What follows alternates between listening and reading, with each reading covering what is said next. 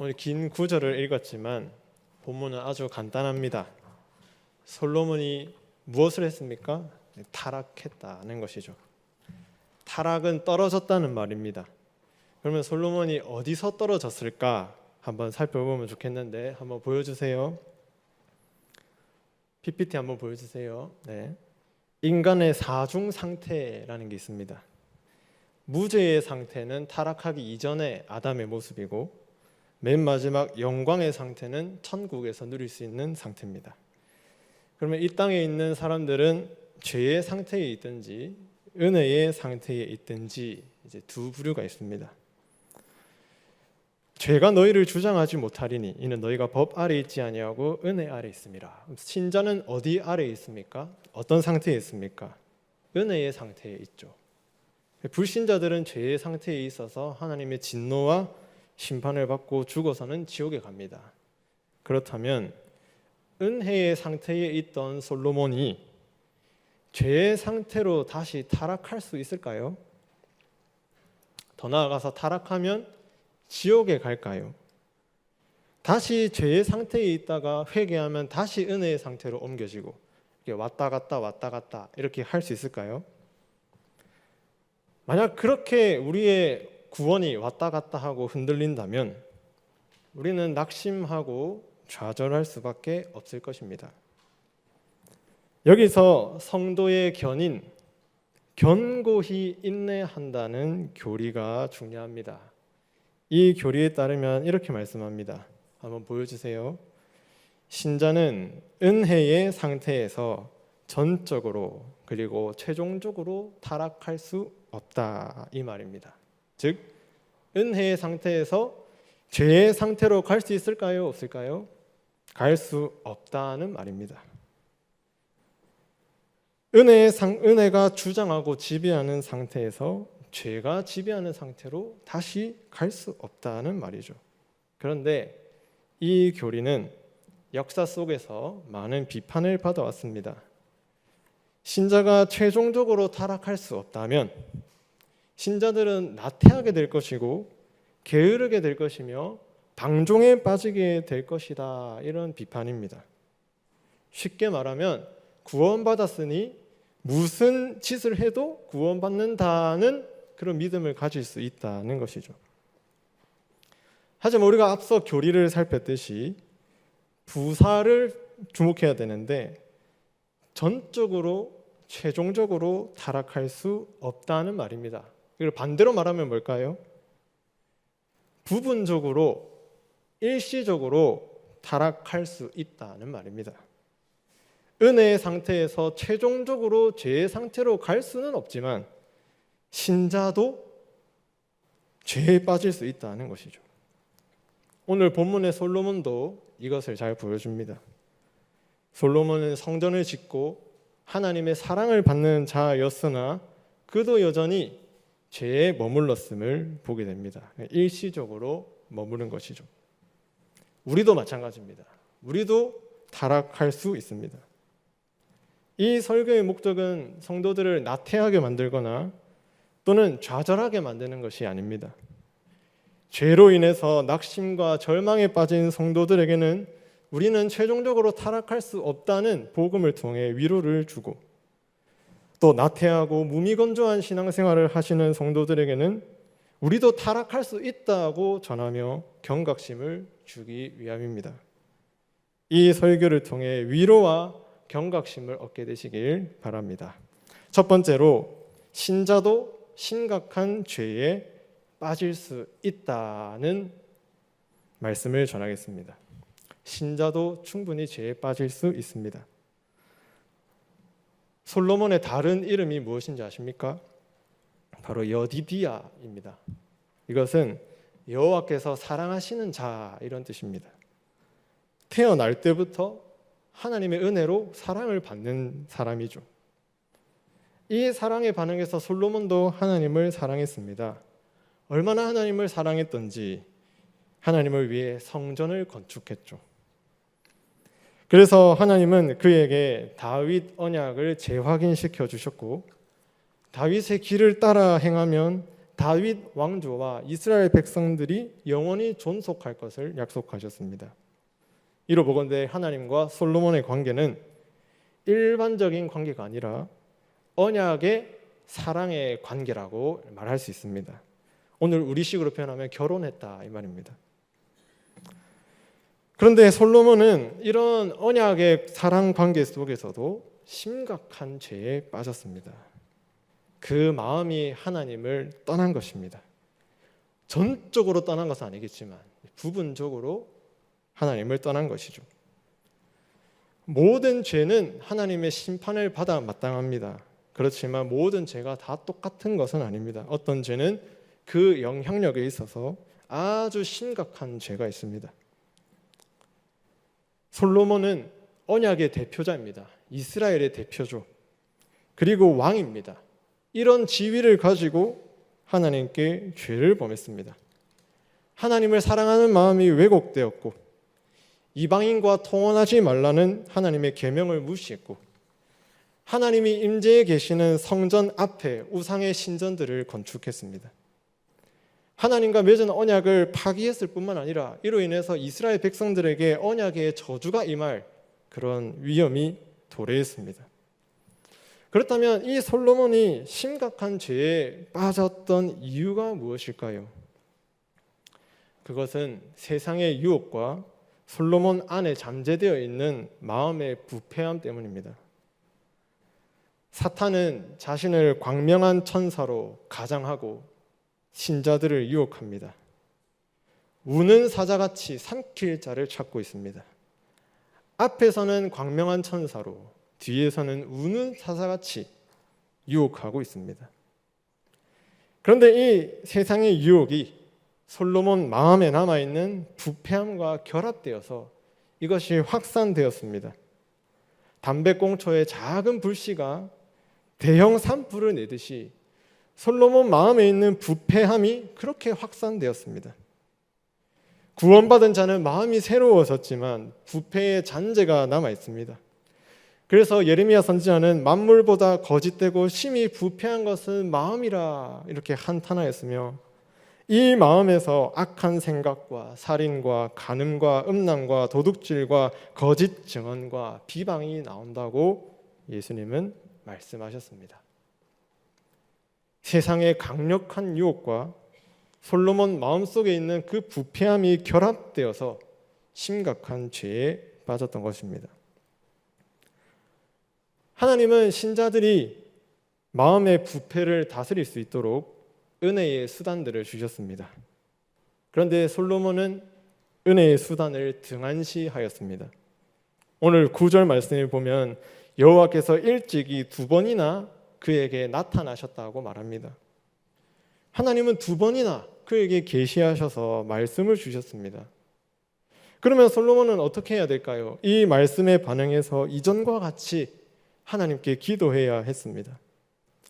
이전에 성전 봉헌식 때 그는 2 손을 들고 이렇게 간구하였습니다. 하나님, 우리가 범죄하더라도 성전을 향하여 손을 들고 기도하면 죄사함의 은혜를 베푸시옵소서. 이렇게 백성들에게 은혜의 수단들을 부지런히 사용하라고 권면하고 실제로 그렇게 했던 자가 심각한 죄에 빠지자 은혜의 수단들을 등한시하게 됩니다. 하나님의 계시에 반응하지 않고 기도하지 않습니다. 그래서 하나님은 그를 깨우치기 위해서 에돔 사람 하닷과 엘리아다의 아들 르손과 느밧의 아들 여로보암을 대적으로 일으키셨습니다. 그럼에도 불구하고 솔로몬은 반응하지 않았습니다. 왜 이런 결과가 초래했습니까? 마음의 부패함을 다스리지 못하고 은혜의 수단들을 등한시했기 때문입니다. 그 결과 솔로몬은 얼마 동안 죄의 상태에 머물러 있었습니다. 전적으로 최종적으로 타락한 것은 아니지만 부분적으로 일시적으로 타락했던 것이죠. 신자도 마찬가지입니다. 이 말씀은 우리에게 중요한 교훈을 줍니다. 하나님을 사랑했고 하나님의 사랑을 받는 자도 세상의 유혹 앞에 넘어졌습니다. 그리고 그 안에도 마음의 부패가 남아 있었습니다. 그 부패함으로 인해서 은혜의 수단을 등한시했습니다. 우리도 충분히 그럴 수 있습니다. 왜냐하면 우리 안에도 그 부패함이 남아 있고 사탄은 지금도 우리를 넘어뜨리기 위해서 광명한 천사로, 뒤에서는 우는 사자로 우리를 삼키려 하기 때문입니다. 충분히 우리도 일시적으로 타락에 빠질 수 있고 하나님의 영광을 보지 못할 수 있습니다. 그렇기 때문에 우리는 어떠해야 합니까? 결코 나태해서는 안 되며 어차피 구원받았으니 내 마음대로 살아야겠다라는 식의 믿음을 가져서는 안 됩니다. 하나님께서 우리에게 주신 은혜의 수단들을 부지런히 사용하고 우리의 마음이 부패하여 타락하지 않도록 날마다 기도하고 말씀을 찾고 하나님의 계시에 우리의 귀를 기울여야 합니다. 두 번째 말씀입니다. 심각한 죄는 심각한 결과를 초래한다는 말씀입니다. 솔로몬이 심각한 죄를 지었으면 그 결과는 심각한 결과가 나타납니다. 죄의 삭시 사망인 것처럼 욕심이 잉태하여 죄를 낳고 죄가 장성한 즉 사망을 낳는 것처럼 솔로몬의 죄는 자신뿐만 아니라 공동체를 위협하는 상황에 이르게 되었습니다. 먼저는 솔로몬의 마음이 완악해져 버렸습니다. 그리고 양심이 망가졌습니다. 하나님께서 그를 2번이나 찾아오셨지만 거기서 다른 신들을 따르지 말라고 경고하셨지만 그의 마음이 완악해졌기 때문에 받아들이지 않습니다. 그리고 여호와의 명령을 따르지 않습니다. 그 외에도 하나님은 그를 징계하셔서 그를 깨우치려고 하셨지만 오히려 그의 마음이 더 완악해져서 하닷 르손 르호보암을 대적했습니다. 하나님께 회개했던 것이 아니죠. 양심이 무뎌지고 둔감한 상태에 있었습니다. 심지어 솔로몬이 했던 이방인들과의 결혼은 이스라엘의 종교를 혼합시켜 버렸습니다. 그리고 우상숭배를 확산시켰습니다. 후궁들과 700명의 후궁들과 300명의 첩 그리고 그 아들들 얼마나 많은 후손들이 있었겠습니까? 그들을 존속시키기 위해서 수많은 세금이 투입되었을 것입니다. 백성들에게 경제적 부담이 있었겠죠. 또 그의 죄로 인해서 남과 북으로 나라가 갈라졌습니다. 물론 이방인들과의 결혼이 외교적인 성과를 가져다 줄 수는 있었겠지만 장기적으로 보면 국제 정세에 혼란스럽게 만들었습니다. 가장 심각한 것은 그가 건축한 산당들, 이방신들을 섬기는 그 산당들은 요시야 시대까지 백성들의 신앙에 영향을 미치고 있었습니다. 열왕기하 23장 13절을 한번 함께 읽어보겠습니다. 시작.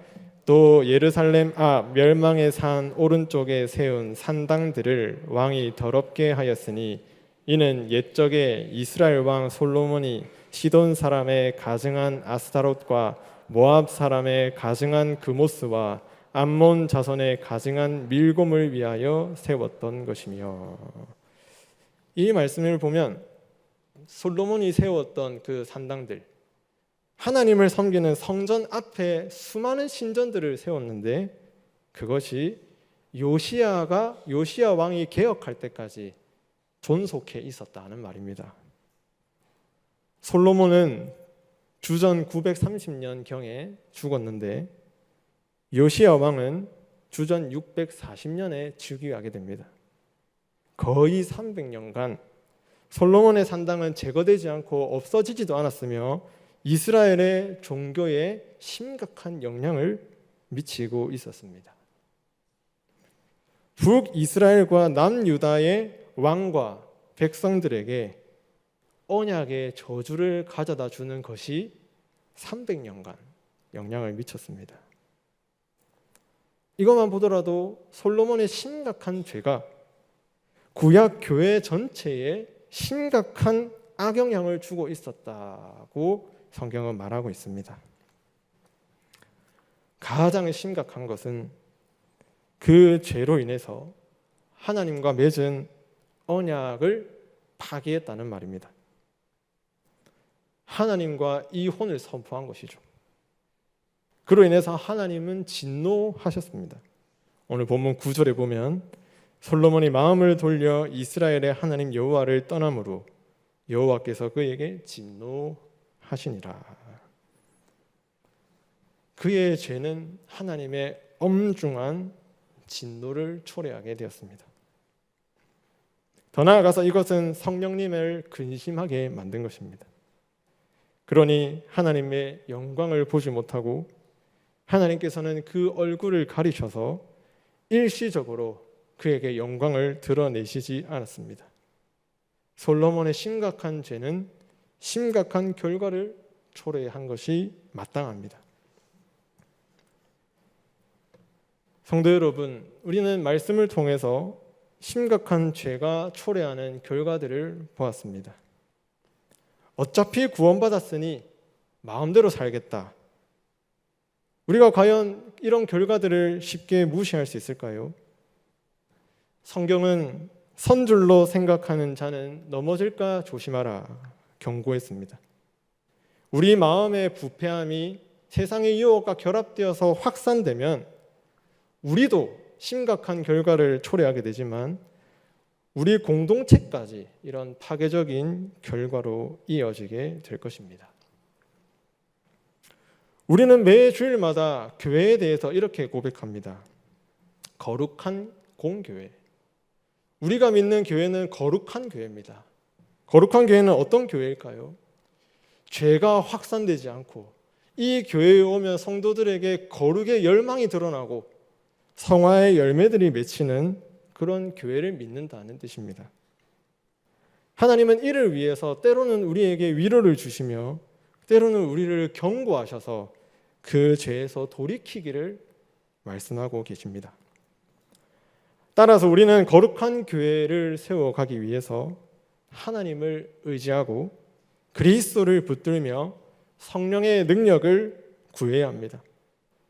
또한 우리가 늘 은혜의 상태에 있는지, 우리가 일시적으로 타락한 것은 아닌지, 부분적으로 우리 마음이 하나님을 떠난 것은 아닌지 늘 살펴야 하겠습니다. 세 번째 말씀입니다. 그럼에도 불구하고 신자는 전적으로 최종적으로 타락할 수 없습니다. 다시 한번 말씀드립니다. 그럼에도 불구하고 신자는 전적으로 최종적으로 타락할 수 없습니다. 우리가 은혜의 상태에 있는지 어떻게 살펴야 할까요? 사실 우리가 은혜의 상태에 있는 것은, 또 우리가 견고하게 인내할 수 있는 것은 세상의 강력한 유혹 속에서도 결국 넘어지지 않고 다시 일어날 수 있는 것은 우리 안에 있는 능력 때문이 아닙니다. 앞서 읽었듯이 빌립보서 1장 6절 한번 같이 읽어보겠습니다. 빌립보서 1장 6절입니다.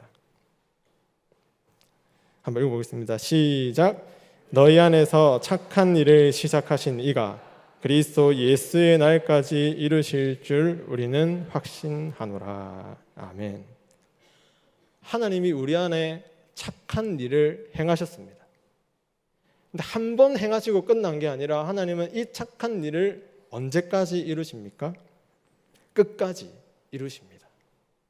이 하나님이 시작하시고 이루신 착한 일 때문에 우리가 최종적으로 타락하지 않고 견고하게 인내할 수 있는 것입니다.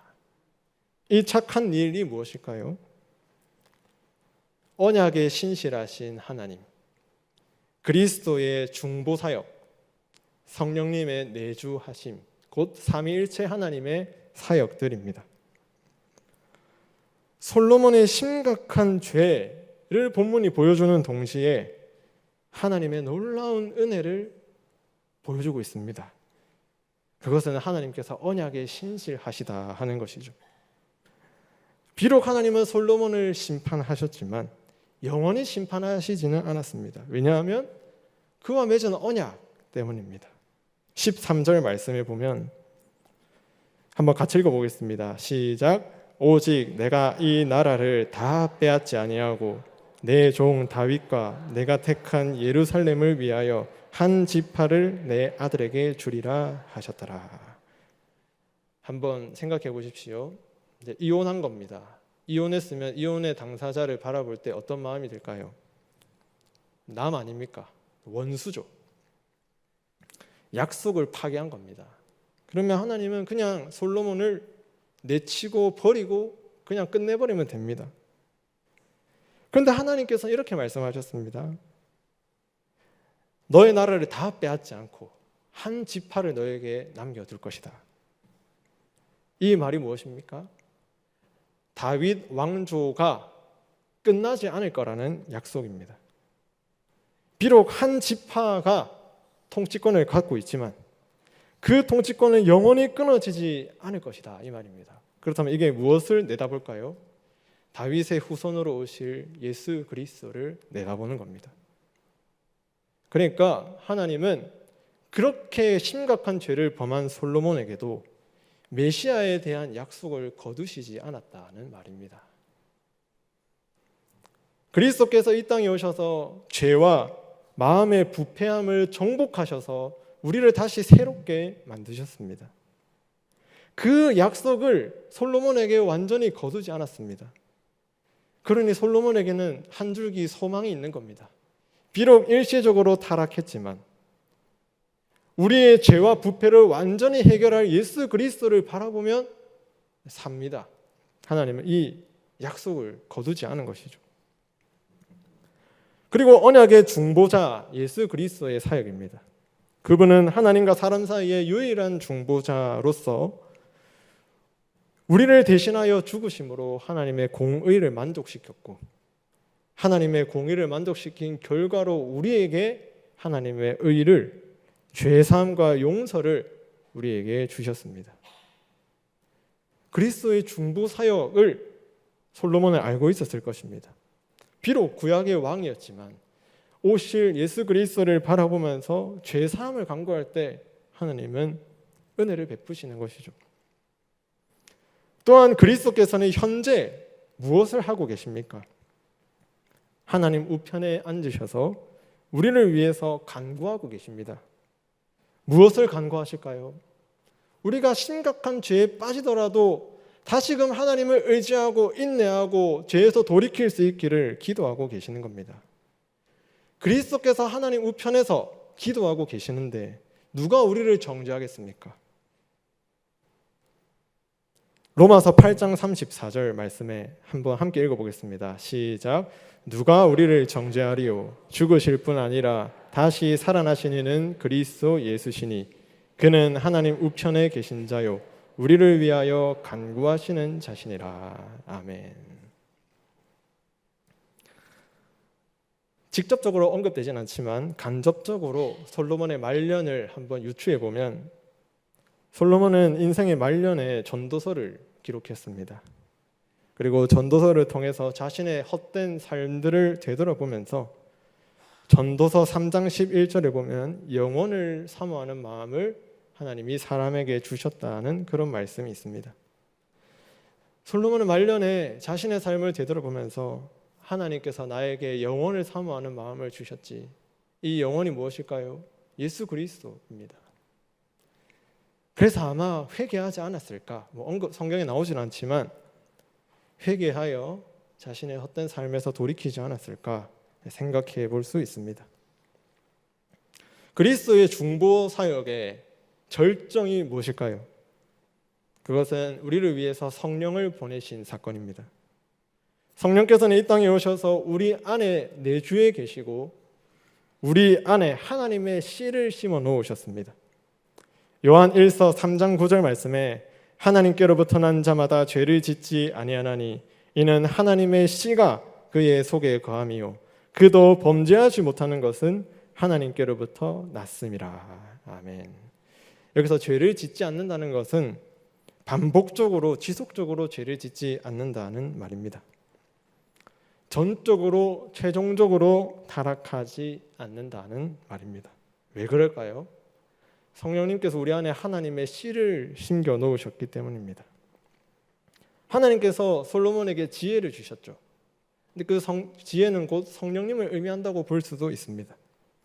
그러니까 하나님은 그에게 성령을 주셔서 하나님의 씨를 심겨 놓으셔서 회개할 수 있는 기회를 주신 것입니다. 성부 하나님의 신실하심, 예수 그리스도의 중보, 성령님의 내주하심 때문에, 하나님이 우리 안에 이루신 그 선한 일 때문에 우리는 끝까지 견고하게 인내할 수 있습니다. 이 선한 일 때문에 전적으로 최종적으로 타락할 수 없습니다. 혹시라도 우리가 심각한 죄에 빠지더라도 이런 삼위 하나님의 선한 일을 믿고 의지할 뿐 아니라 우리 안에서 끝까지 이루실 하나님을 바라본다면 마침내 의의 면류관을 얻게 될 것입니다. 사실 최후의 심판날에 받을 그 상급은 삼위 하나님의 사역과 밀접한 관련이 있습니다. 그 상급이 무엇이든지 간에 우리가 끝까지 견고할 수 있었던 근거는 삼위 하나님의 선한 일 때문입니다. 그래서 우리는 새 하늘과 새 땅에 들어가 하나님의 상급을 받게 될 것이지만 그 상급을 가지고 하나님을 예배하고 찬송할 겁니다. 하나님, 이 상급은 내가 받을 자격이 없습니다. 내가 천국에 올 수 있었던 것은 하나님의 선한 일 때문입니다. 하나님이 시작하시고 이루신 그 일 때문에 내가 이곳에 들어오게 되었습니다. 하나님 감사합니다. 하나님이 하셨습니다. 하나님만 영광 받으시옵소서 하고 오히려 그 상급을 하나님께 드리며 하나님을 예배하게 될 것입니다. 결론입니다. 성도 여러분, 먼저 우리도 타락할 수 있다는 것에 경각심을 가져야 합니다. 최종적으로 타락할 수는 없지만 일시적으로 타락할 수 있다는 것을 염두에 두어야 합니다. 세상의 강력한 유혹과 우리 마음에 잔재되어 있는 마음의 부패가 만나서 그것이 확산되면 우리 양심이 상처를 입고 마음이 완악해져서 하나님의 영광을 볼 수 없을지도 모릅니다. 이런 점에서 우리는 이러한 부패에 빠지지 않도록 하나님이 주신 은혜의 수단들을 부지런히 사용해야 합니다. 선줄로 생각하는 자는 넘어질까 조심하라는 말처럼 우리의 신앙생활은 결코 나태해서는 안 됩니다.